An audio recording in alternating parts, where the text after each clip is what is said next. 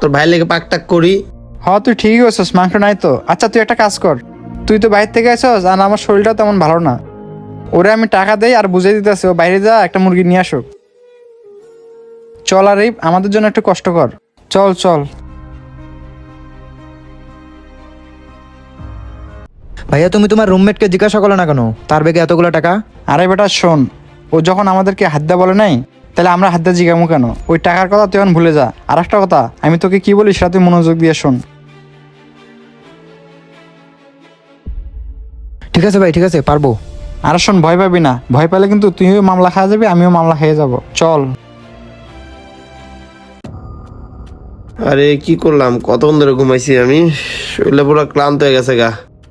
ও তাড়াতাড়ি উঠি, রান্না বান্না করতে হবে দুটার লেগে আবার। আরে এটা কি দেখতেছি আমি? কিরে দেখিস, চেক করে ব্যাগের ভিতরে সবকিছু আছে নাকি? কিছুই তো নাই। আরে আমার